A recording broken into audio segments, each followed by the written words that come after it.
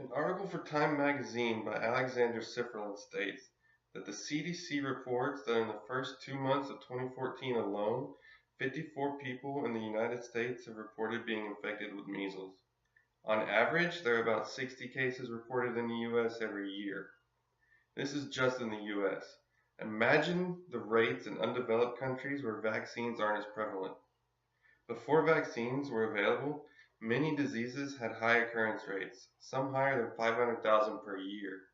According to the National Institute of Allergy and Infectious Diseases, by 2009, many diseases had been reduced by at least 90% thanks to vaccinations, with diseases like smallpox and diphtheria being completely eradicated.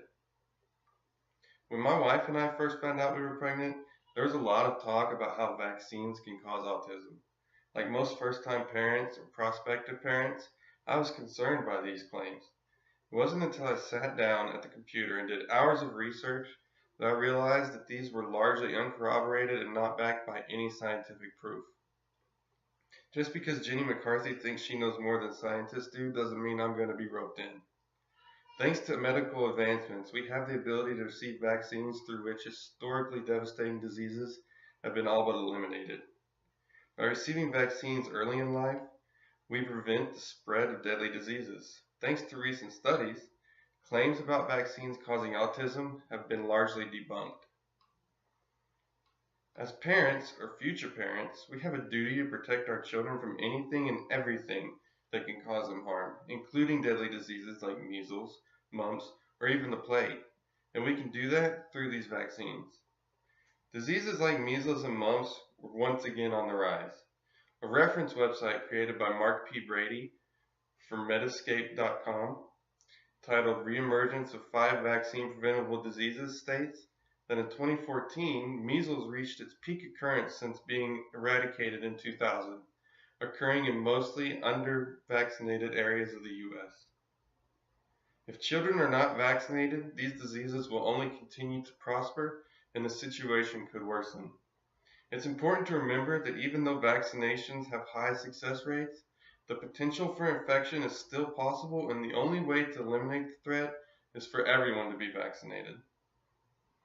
We must all adhere to the recommendations and procedures set forth by the CDC and other entities regarding vaccinations.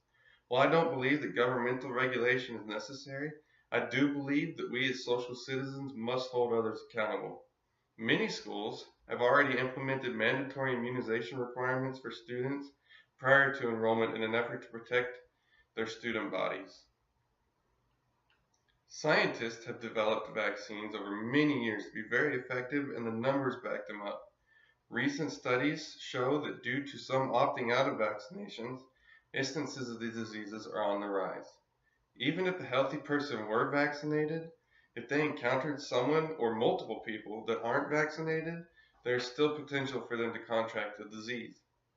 In a May 2009 paper titled Vaccine Refusal, Mandatory Immunization, and the Risks of Vaccine Preventable Diseases by Omer et al., the authors state that an outbreak of measles in Washington state between April 12, 2008 and May 30, 2008 that involved 19 cases, all of the persons were unimmunized with the exception of one. Thanks to modern medicine, we have been given the opportunity to improve our quality of life and that of others in our communities through the administering of these vaccines. If everyone were to receive vaccines to these deadly diseases, they could be completely eradicated like smallpox. A phrase that often pops up in research is that of herd immunity, which is the resistance to the spread of a contagious disease in a population when a large number of people are immune to the disease, especially through vaccinations. When you receive these vaccines or have your children vaccinated, you are essentially protecting yourself and your children from contracting these diseases. Failing to vaccinate can potentially allow yourself or your children to contract one of the diseases and, along with painful sickness, could lead to death. While it's understandable that some may believe the notion that vaccines can cause autism in children due to being administered in the early years of life, it is necessary to ignore proponents of this thought and instead believe modern medicine and reputable studies providing otherwise. If you haven't received vaccines or have children that have been vaccinated, then please make arrangements to correct this. We live in a world where so much is wrong, like war, famine, lack of clean water, poverty, or a lack of basic human rights. Let's do ourselves a favor and eliminate the threat of deadly disease by being vaccinated. I hope I have been able to provide you with a desire to vaccinate yourself and or your children. As a growing global society, we cannot afford to have the potential for diseases to run rampant and wipe out populations like the Black Plague once did.